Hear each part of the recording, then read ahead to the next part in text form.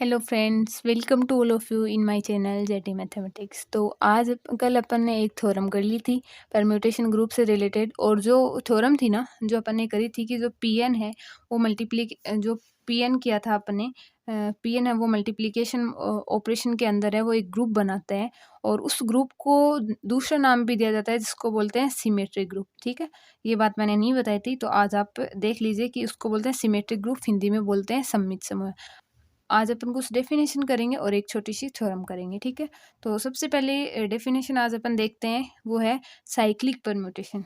तो मैंने आपको बोला था कि परम्यूटेशन को डिनोट करने के दो तरीके हैं। उसमें से मैंने एक तो आपको बता दिया कि ऊपर तो सारे एलिमेंट लिख दो, फिर कौन किस में जा रहा है वो लिख दो। ठीक है, और ये एक तो ये हो गया। एक है वो साइक्लिक नोटेशन होता है, और साइक्लिक नोटेशन के अंदर जो अपना आता है ना, उसको ही अपन बोलते हैं साइक्लिक परम्यूटेशन। ठीक है, तो साइक्लिक परम्यूटेशन में वैसे होता क्या है, डेफिनेशन तो ये होती है कि साइक्लिक परम्यूटेशन है वो इस प्रकार परिभाषित एक परम्यूटेशन होता है जिसमें अगर एक्स आई है उसको एफ में डालें तो अपन को एक्स आई प्लस वन मिले। ठीक है, और आई क्या है, जीरो से लेके एन तक है। ठीक है, आई है वो नेचुरल नंबर से आ रहा है। तो ऐसे डेफिनेशन तो मैं आपको नॉर्मल सी बता दी है, बाकी मैं समझा देती हूँ।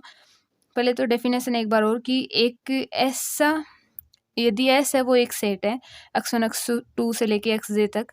तो ये डेफिनेशन है कि यदि S is equal to x1 x2 x3 xj एक सेट है तथा इस पर परिभाषित एक परम्यूटेशन क्रमचय इस प्रकार है कि f xi है वो xi प्लस वन है, तो सदस्य तो x1 x2 x3 xj है वो एक साइक्लिक परम्यूटेशन कहलाता है। ठीक है, तो अब अपन इसका एक एग्जाम्पल करते हैं और उसके बाद उसी से मैं आपको समझा दूंगी। तो अपन वैसे नोटेशन में एक ले रहे हैं 1 2 3 4 5 6 7, और ये अपन को कर रहा है 3 5 6 4 2 7 1। ठीक है, तो ये नोटेशन है, इसको अब मैं साइक्लिक नोटेशन में आपको लिख के दिखाऊंगी। देखो इसमें क्या करना होता है, सबसे पहले एक एलिमेंट लेते हैं, वन लिया, वन किस में भेज रहा है, वन थ्री में जा रहा है। ठीक है, फिर अपन थ्री पे चलेंगे, थ्री किस में जा रहा है, थ्री जा रहा है सिक्स में, तो सिक्स लिख देंगे। ठीक है, फिर अपन सिक्स पे चलेंगे, सिक्स जा रहा है टू पे, तो टू लिख देंगे। फिर अपन टू पे जाएंगे तो टू किस में जा रहा है, फाइव में जा रहा है, तो फाइव लिख देंगे। फाइव वापस किस में जा रहा है, सॉरी मैंने थोड़ा सा गलत बता दिया। देखो सिक्स है वो कहाँ जा रहा है, सिक्स जा रहा है अपना सेवन में। ठीक है, तो सिक्स के आगे क्या लिख दिया अपन ने, सेवन, और उसके बाद सेवन किस में जा रहा है, वन में, तो वन वापस से आ गया, तो ये बंद हो गया। अब क्या बच गया, टू बच गया, तो टू लेंगे, टू किस में जा रहा है, फाइव में। ठीक है, और फाइव किस में जा रहा है, फाइव वापस से टू में जा रहा है, तो ये भी वापस बंद हो गया। अब इसमें बचा फोर, तो फोर फोर में चला गया। ओके, तो अब अपन यहाँ पे देखो डेफिनेशन क्या बोल रहा था कि एक्साई लें और उस पर फंक्शन लगाएं, एफ लगाएं, तो एक्साई प्लस वन मिल जाए। एक्साई जैसे फर्स्ट टर्म ली तो उस पर एफ लगाया तो उसके आगे वाली टर्म मिल गई। ठीक है, फिर सेकेंड टर्म ली तो उसके आगे वाली टर्म मिल गई, थर्ड ली तो उसके आगे वाली टर्म मिल गई। ऐसे होता है, इसको बोलते हैं साइक्लिक नोटेशन। ठीक है, और इसमें लेंथ है वो एक से ज़्यादा भी हो सकती है और कम भी हो सकती है। अब इसमें क्या देखते हैं, एक तो देखते हैं ऑर्डर। जैसे अपना ये एलिमेंट हो गया, तो इसका ऑर्डर कैसे निकालते हैं, तो इसका ऑर्डर निकालने का तरीका है जो आपको दिया हुआ नहीं है यहाँ पे, लेकिन फिर भी मैं बता देती हूँ। इसका ऑर्डर ये होता है कि एलसीएम और लेंथ ऑफ एवरी साइकिल, कि प्रत्येक साइकिल का लेंथ ले लो और उसका एलसीएम निकाल दो, वो ही उस एलिमेंट का क्या होता है, ऑर्डर होता है। एक बार फिर से बता देती हूँ कि किसी भी एलिमेंट का ऑर्डर निकालना हो तो हर साइकिल का लेंथ ले लो।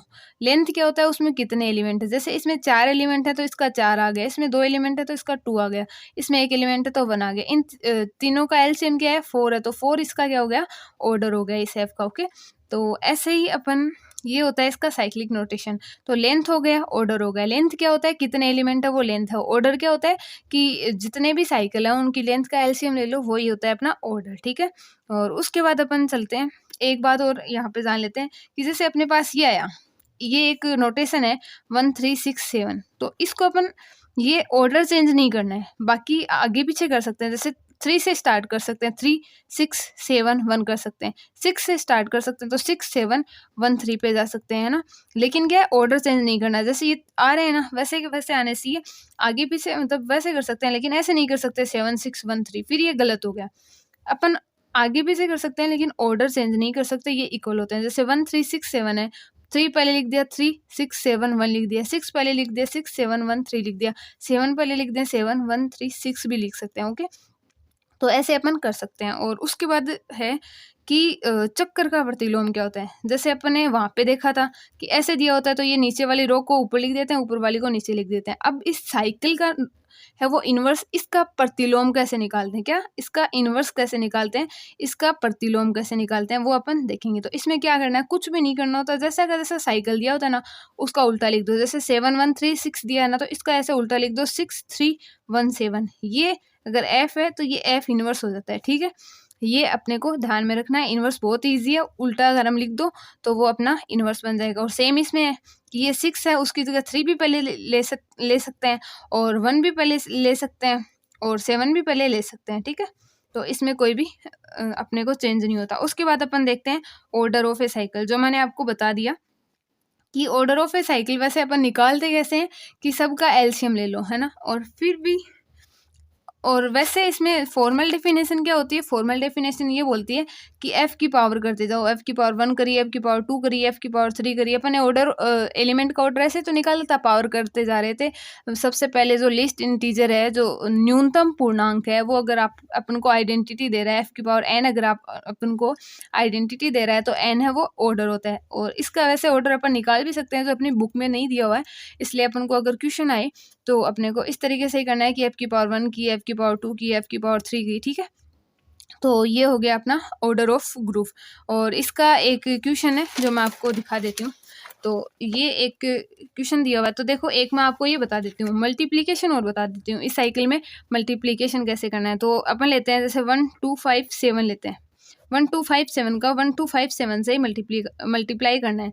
तो क्या करेंगे, दोनों को लिख देंगे, ठीक है। तो पहले तो दोनों को लिख देंगे, फिर सबसे पहले क्या करेंगे, 1 को लेंगे, है ना। 1 को इसमें डाला तो 1 इसमें किस में जाएगा, अगले एलिमेंट में जाएगा, तो 2 में चला गया। फिर इधर जाएंगे तो 2 इधर किस में जा रहा है, 5 में जा रहा है, तो 1 किस में चला गया, 5 में। अब 5 किस में जाता है ये अपन को देखना है।